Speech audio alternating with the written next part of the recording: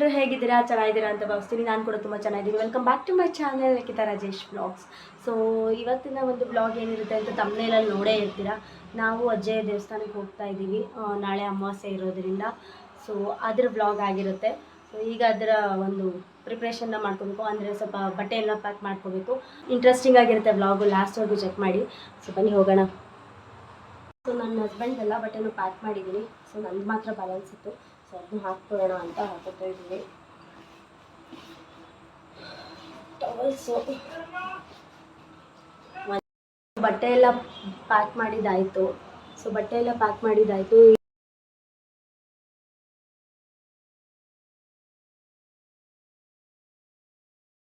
So ನಾವೆಲ್ಲಾದರೂ ಮನೆಯಿಂದ ದೇವ್ರಿಗೆ ಅಥವಾ ಎಲ್ಲಾದರೂ ಬೇರೆ ಕಡೆ ಟ್ರಿಪ್ ಎಲ್ಲರೂ ಹೊರಡುವಾಗ ಮೊದಲು ದೇವ್ರ ಪೂಜೆನ ಮಾಡಬೇಕು.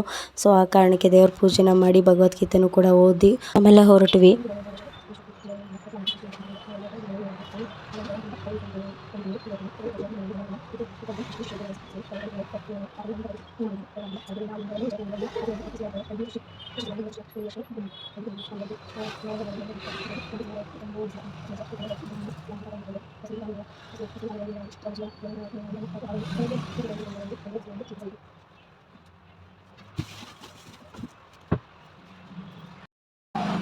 ಸೊ ಪೂಜೆ ಎಲ್ಲ ಮಾಡಿ ರೆಡಿ ಆಗಿದ್ದೀನಿ. ಸೊ ನನ್ನ ಹಸ್ಬೆಂಡ್ಗೋಸ್ಕರ ವೆಯ್ಟ್ ಮಾಡ್ತಿದ್ದೀನಿ. ಇಲ್ಲೇ ಹೊರಗಡೆ ಹೋಗಿದ್ದಾರೆ. ಬಂದ ತಕ್ಷಣ ನಾವು ಹೊರಡೋದು. ನಾವು ಹೋಗ್ತಾ ಇರೋದು ಟ್ರೈನಲ್ಲಿ. ಸೊ ಏನು ಪ್ರಾಬ್ಲಮ್ ಇಲ್ಲ, ಟಿಕೆಟ್ ಬುಕ್ ಆಗಿದೆ ಆಲ್ರೆಡಿ. ಸ್ವಲ್ಪ ಲೇಟ್ ಆದರೂ ಏನು ಪ್ರಾಬ್ಲಮ್ ಇಲ್ಲ. ಸೊ ಬಂದ ತಕ್ಷಣ ಹೊರಡ್ತೀವಿ. ನಾವೀಗ ದೇವಸ್ಥಾನಕ್ಕೆ ಅಂತ ನಾವು ಹೋಗ್ತಾ ಇರೋದು ಟ್ರೈನಲ್ಲಲ್ವಾ, ಸೊ ಏನು ಪ್ರಾಬ್ಲಮ್ ಇಲ್ಲ. ಟೈಮು 8:20 ಸೊ ಏನು ಪ್ರಾಬ್ಲಮ್ ಇಲ್ಲ, ಹೊರಟಿದ್ದೀವಿ. ಬನ್ನಿ ಹೋಗೋಣ. ಸೊ ಆನ್ ದ ವೇ ಊಟ ಬೇಕಾಗಿತ್ತು. ನಮ್ಮಿಬ್ರಿಗೂ ಊಟ ಪ್ಯಾಕ್ ಮಾಡಿಸ್ಕೊಂಡು ಹೊರಟ್ವಿ. ಹಾಗೆ ರೈಲ್ವೆ ಸ್ಟೇಷನ್ನ ತಲುಪಿದ್ವಿ. ಸುಮಾರು 1.5 ವರ್ಷ ಆಗಿತ್ತು ನಾನು ರೈಲ್ವೆ ಸ್ಟೇಷನ್ ಮುಖಾನ ನೋಡಿ. 1.5 ವರ್ಷದಿಂದ ಅಜ್ಜಯ್ಯಗೆ ಹೋದ್ಮೇಲೆ ಇದೇ ಫಸ್ಟ್ ಟೈಮ್ ನಾನು ಅಜ್ಜಯ್ಯಗೆ ಹೋಗ್ತಾ ಇದ್ದಿದ್ದು. ಸೊ ನಮ್ಮ ಗಾಡಿನ ಅಲ್ಲಿ ಪಾರ್ಕ್ ಮಾಡಿ ಹೊರಟ್ವಿ. ಅಲ್ಲಿ ನಮ್ಮ ನ್ಯಾಷನಲ್ ಫ್ಲಾಗ್ ಹಾರ್ತಾ ಇದ್ದಿದ್ದನ್ನು ನೋಡಿದೆ ನಾನು. ಸೊ ನಂಗೆ ತುಂಬ ಹೆಮ್ಮೆ ಆಯಿತು. ಅದನ್ನು ಕೂಡ ನಿಮ್ಗೆ ತೋರ್ಸೋಣ ಅಂತ ವಿಡಿಯೋ ಮಾಡ್ಕೊಂಡೆ ಅಷ್ಟೇ. ಈ ಟೂರಿಸ್ಟ್ ಸಿಂಬಲ್ ಅನ್ನೋ ಥರ ವೆರೈಟಿ ಸ್ಟ್ಯಾಚ್ಯೂಗಳನ್ನು ಕೂಡ ನಿಲ್ಲಿಸಿದ್ರು.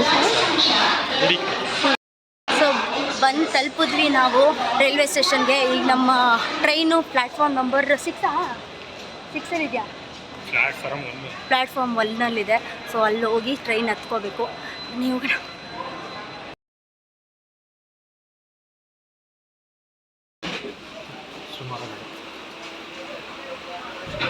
ನಾವು ನಮ್ಮ ಸೀಟ್ನ ಸೇರಿದ್ವಿ. ಆದರೆ ಅವ್ರಿಗೊಂದು ಸೀಟು ನಮಗೊಂದು ಸೀಟ್ ಕೊಟ್ಟಿದ್ದಾರೆ. ನನಗೆ 5, ಅವ್ರಿಗೆ 8.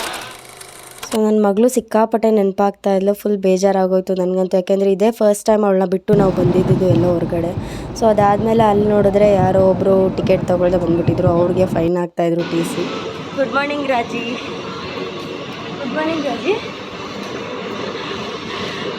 ಬಂದು ತಲುಪಿದ್ವಿ ನಾವೀಗ ಹರಿಹರಕ್ಕೆ. ಇಲ್ಲಿಂದ ಉಕ್ಕಡದತ್ರಿ ಅನ್ನೋ ಊರಿಗೆ ಬಸ್ಸು ಇಲ್ಲ, ಆಟೋ ಮಾಡ್ಕೊಂಡು ಹೋಗಬೇಕು. ಸೊ ಬನ್ನಿ. ಸೊ ನಮ್ಮ ಟ್ರೈನ್ 1 ಅವರ್ ಲೇಟ್ ಆಗಿದ್ದರಿಂದ ನಾವು ಕೂಡ ದೇವಸ್ಥಾನಕ್ಕೆ 1 ಅವರ್ ಲೇಟಾಗಿ ಹೋದ್ವಿ. ಸೊ ವ್ಯಾನ್ ಮಾಡ್ಕೊಂಡು ಹೋದ್ವಿ. ನಮ್ಗೆ ಅರ್ಜೆಂಟಿಗೆ ಸಿಕ್ಕಿದ್ದು ಅದೇನೆ. ದೇವಸ್ಥಾನದಲ್ಲಿ ಆಲ್ರೆಡಿ ನಾವು ಹೋಗೋಷ್ಟರಲ್ಲಿ ಪೂಜೆ ನಡೆದೋಗಿತ್ತು, ಅಭಿಷೇಕನೂ ಕೂಡ ಆಗಿತ್ತು. ಸೊ ಈ ರೀತಿ ಎಲ್ಲ ಸ್ಟಾಲ್ಗಳು ಓಪನ್ ಇರುತ್ತೆ, ನೈಟ್ ಪೂರ್ತಿ ಓಪನ್ ಇರುತ್ತೆ ಅಮಾವಾಸ್ಯೆ ಟೈಮಲ್ಲಂತೂ. ಚೆನ್ನಾಗಿತ್ತು. ಆಮೇಲೆ ಅಲ್ಲಿ ನಾವು ಹೋಗಿ ಹೊಳೆಯಲ್ಲಿ ಸ್ನಾನ ಮಾಡಿಕೊಂಡು, ಇದೇ ಮೇನ್ ಗೇಟು ದೇವಸ್ಥಾನಕ್ಕೆ. ಬಟ್ ಈ ಗೇಟಿಂದ ಜನರನ್ನ ಬಿಡೋದಿಲ್ಲ. ಅಲ್ಲಿ ಇನ್ನೊಂದು ಚಿಕ್ಕ ಗೇಟ್ ಇದೆ, ಅಲ್ಲಿಂದ ಜನರನ್ನ ದರ್ಶನಕ್ಕೆ ಅಂತ ಬಿಡ್ತಾರೆ. ಸೊ ನಾವು ಸ್ನಾನ ಮಾಡಿಕೊಂಡು ಫ್ರೆಶ್ ಅಪ್ ಆಗಿ ಹೊರಟ್ವಿ. ಅಲ್ಲಿ ಇನ್ನೊಂದೇನು ಪದ್ಧತಿ ಅಂದರೆ, ಹೊಳೆಯಲ್ಲಿ ಮೊದಲು 3 ಸರಿ ಮುಳುಗೆದ್ದು ಆಮೇಲೆ 10 ನಿಂಬೆಹಣ್ಣನ್ನ ತೊಗೋಬೇಕು. 10 ನಿಂಬೆಹಣ್ಣಲ್ಲಿ 9 ನಿಂಬೆಹಣ್ಣನ್ನ ನಮ್ಮ ಇಷ್ಟಾರ್ಥ ಏನಿರುತ್ತೆ ಒಂದೊಂದು ಮೆಟ್ಲು ಹತ್ತುತ್ತಾ ನಮ್ಮನ ಮೇಲೆ ನಾವೇ ಇಳಿ ತಕ್ಕೊಂಡು ಎಡಗಾಲಲ್ಲಿ ತುಳಿದ್ಬಿಟ್ಟು 10ನೇ ನಿಂಬೆಹಣ್ಣು ಏನಿರುತ್ತೆ ಅದನ್ನು ಹಾಗೆ ಇಟ್ಕೊಂಡು ಬಂದು ಮೈಕೈಗೆಲ್ಲ ಉಜ್ಕೊಂಡು ಸ್ನಾನ ಮಾಡಬೇಕು. ಸ್ನಾನ ಮಾಡಿ ಆಮೇಲೆ ದರ್ಶನಕ್ಕೆ ಹೋಗಬೇಕು. ಒಂದು ದೇವಸ್ಥಾನದಲ್ಲಿ ಪ್ರಸಾದ ಅಂತ ಏನೂ ಇರೋದಿಲ್ಲ. ಪ್ರಸಾದ ಅಂದ್ರೇ ಕಡಲೆಪುರಿನೇ ದೇವರಿಗೆ ನೈವೇದ್ಯ ಮತ್ತು ನಮಗೆ ಪ್ರಸಾದ ಎಲ್ಲನೂ. ಹೀಗೆ ಬರುವಾಗ ಇನ್ನೊಂದು ಅನಿಸಿದ್ದೇನು ಅಂದರೆ, ಪ್ರಕೃತಿ ಎಷ್ಟು ವಿಚಿತ್ರ ಅಂತ. ಯಾಕೆ ಅಂದರೆ ನಾವು ಅನ್ಕೋತೀವಿ ನಾವೆಲ್ಲನೂ ನೋಡ್ತೀವಿ ಅಂತ. ಬಟ್ ನಾವು ಕೆಲವೊಂದು ಪ್ರಕೃತಿಲಿ ನಡೆಯುವಂಥ ವಿಚಿತ್ರಗಳನ್ನ ನೋಡೋಕ್ಕಾಗಲ್ಲ. ಹೂ ಅರಳೋದಾಗಿರ್ಬೋದು ಅಥವಾ ಸೂರ್ಯನ ಕಿರಣ ನಿಧಾನಕ್ಕೆ ಭೂಮಿನ ಸೋಕೋದಾಗಿರ್ಬೋದು, ನಾವು ನೋಡೋಕ್ಕೆ ಆಗಲ್ಲ. ಆದರೆ ನಾವು ಅನ್ಕೋತೀವಿ ಅದನ್ನು ನಾವು ನೋಡ್ತೀವಿ ಅಂತ. ನಿಜವಾಗ್ಲೂ ಅದನ್ನ ಯಾರೂ ನೋಡೋಕ್ಕಾಗಲ್ಲ. ಸೊ ನಮ್ಮ ಕಣ್ಣನ್ನು ಮೀರಿದೊಂದು ಶಕ್ತಿ ಅಲ್ಲಿ ವರ್ಕ್ ಆಗ್ತಾ ಇರುತ್ತೆ ಅಂತ ನನಗನ್ಸುತ್ತೆ.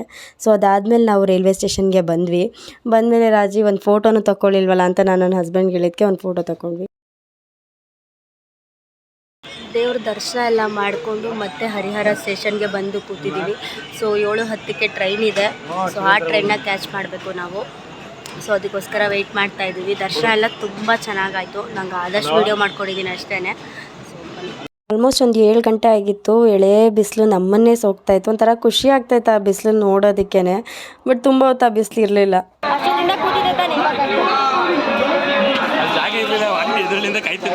ಯಾವ ಆಂಟಿ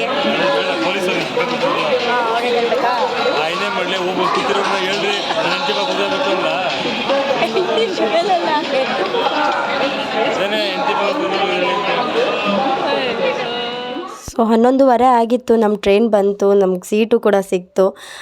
ನಮ್ಗೆ ಅನ್ಸೋದೇನು ಅಂದರೆ, ನಾವು ಚಿಕ್ಕವರಿದ್ದಾಗ ಟ್ರೈನಲ್ಲಿ ಹೋಗೋದು ಅಂದರೆ ಅದೇನೋ ಖುಷಿ. ಅಜ್ಜಿ ಮನೆಗಾಗಿರ್ಬೋದು ಅಥವಾ ನೆಂಟರು ಮನೆಗಾಗಿರ್ಬೋದು ಅಥವಾ ಎಲ್ಲೋ ದೇವಸ್ಥಾನಕ್ಕಾಗಿರ್ಬೋದು. ಟ್ರೈನು ಅಂದ್ರೇ ಆ ಚಿಕ್ಕ ಬುಕ್ಕು ಸೌಂಡು, ಹೋಗೋದು, ಅದರಲ್ಲಿ ಊಟ ಮಾಡೋದು, ಆ ಟ್ರೈನಲ್ಲಿ ಕೂತ್ಕೊಂಡು ಫ್ಯಾಮಿಲಿ ಜೊತೆ, ಅದೇ ಖುಷಿ ನಮಗೆ.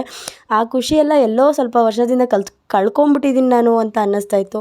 ನಾನು ಯಾವಾಗ ಅಜ್ಜಯ್ಯ ದೇವಸ್ಥಾನಕ್ಕೆ ಮತ್ತೆ ಹೋಗೋಕ್ಕೆ ಸ್ಟಾರ್ಟ್ ಮಾಡಿದೆ, ಆ ಖುಷಿ ಮತ್ತೆ ನನಗೆ ಸಿಕ್ತು. ನಿಜವಾಗ್ಲೂ ಆ ಫೀಲಿಂಗೇ ಬೇರೆ.